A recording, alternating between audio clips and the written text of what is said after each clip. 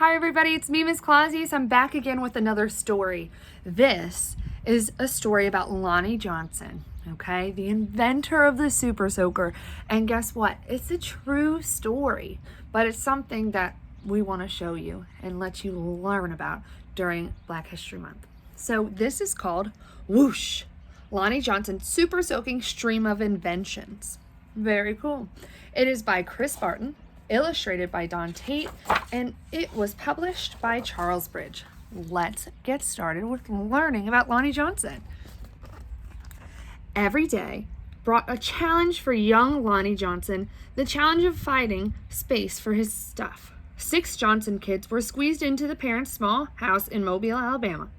Lonnie would have loved a workshop of his own, but there just wasn't enough room. There was nowhere to keep his rocket kits. We'll take a look.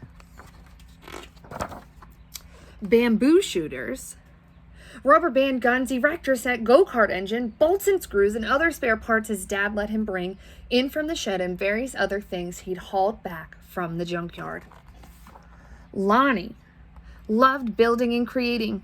Ideas for inventions just kept on flowing.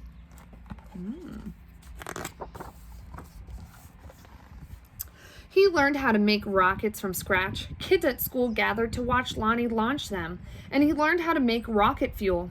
When it caught fire in the kitchen, Lonnie's mom didn't make him stop. She just sent him to work outside. That's nice of his mom.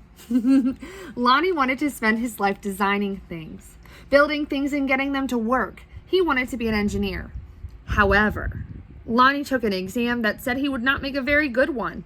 His dream had been challenged. Lonnie was discouraged, but he knew that whoever had graded his test hadn't met Linux. Who's Linux? Do you know? Let's find out. Ooh. Inspired by a TV show, Lonnie had built his own robot. He made it out of scrap metal and named it Linux. Compressed air cylinders and valves allowed Linux's body to turn and its arms to move. The switches came from an old broken jukebox. Lonnie used a tape recorder to program Linux, and as a bonus, the reels looked like eyes. Lonnie wanted to enter his creation in a science fair, but he couldn't get the transmitter to work. Without it, Lonnie couldn't send commands to Linux. Science fairs came and went. Lonnie missed one and then another until he got an idea. Now Lonnie may or may not have asked before he borrowed his little sister's walkie-talkie. Ooh, take a look. But it fixed the transmission issue. His school's team took freshly finished Linux to a 1968 science fair at the University of Alabama, where only 5 years earlier, African-American students hadn't even been allowed. Having to compete in a place that still wasn't very welcoming, now that was a challenge with a capital C.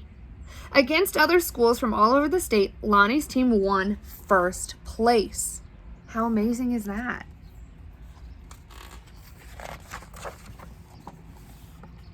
Soon, Lonnie left home to go to college at Tuskegee Institute, where he stood out as a self-confident, insightful, creative thinker. He stood out as a student who asked the right questions precisely defined problems and formulated solutions.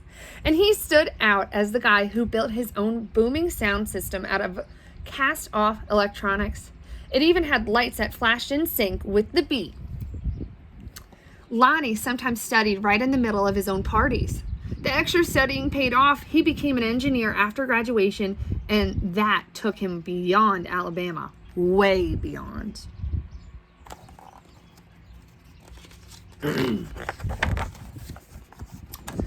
When NASA was sending an orbiter and probe called Galileo to Jupiter, the space agency needed to ensure a constant supply of power to the orbiter's computer memory.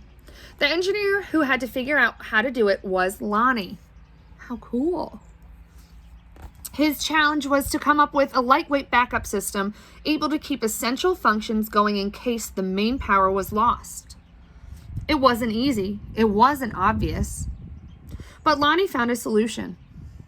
Some at NASA's Jet Propulsion Laboratory doubted his idea would work. Lonnie convinced them it would. He was right. As it photographed Jupiter and its moons, Galileo was supported by the power package that Lonnie designed. Much of what we knew about Jupiter could have been at risk in a power failure if not for Lonnie.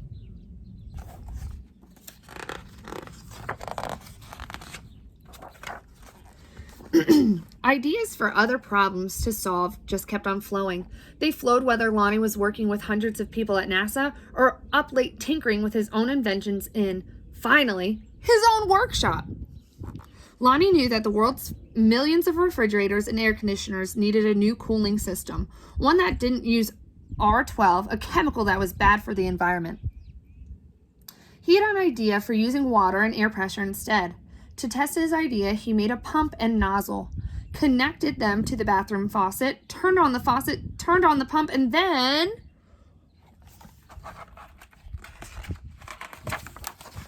whoosh! The stream that blasted across the bathroom was so powerful, it created a curtain swirling breeze. It also gave Lonnie an idea for yet another invention. This, he thought, would make a great water gun. First, he had to find or make the parts, including a pump, small enough for a child to handle. Then he had to glue the parts together into a prototype, an early version with room for improvement.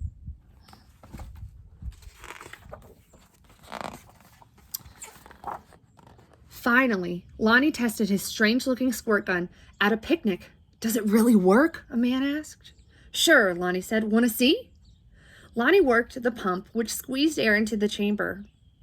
When he pulled the trigger, the air escaped, forcing water out of it. Out with a whoosh! Isn't that awesome? Goodness. For a water battle to be a fair fight, there couldn't be just one of Lonnie's water guns. He needed help making more.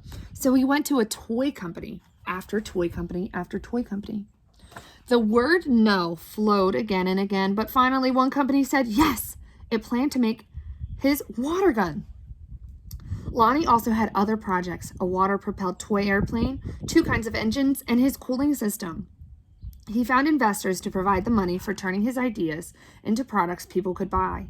He made a leap of faith, quit his day job, and devoted himself to full-time inventing.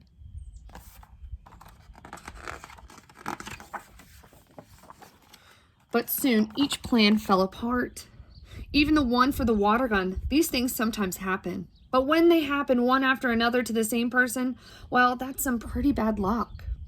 Lonnie didn't have a job. He didn't have the money he'd been counting on. He and his family had to move out of their home and into a little apartment. He was angry and scared. But Lonnie had dealt with challenges all his life. He knew a lot about solving problems, and he still believed in his inventions, especially the water gun. Lonnie went looking for another toy company. In 1989, he found a toy maker who was interested in seeing the water gun if Lonnie ever happened to be in Philadelphia. "But don't make a special trip," the guy said. Lonnie made a special trip.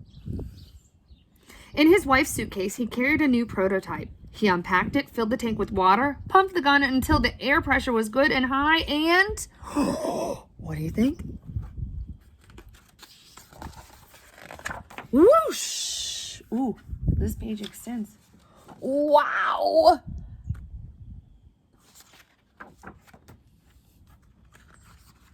Oh my goodness. Kids everywhere agreed with that wow. Lonnie's water gun, called the Super Soaker, became a smash hit. In no time, there were Super Soakers in backyards and on beaches, in parks and on playgrounds. Each sale of a Super Soaker put a little money into Lonnie's pocket.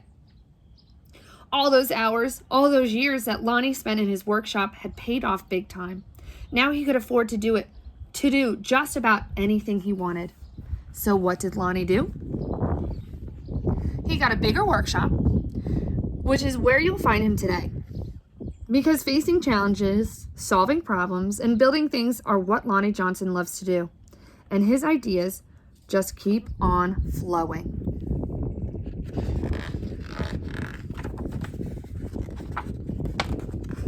Amazing.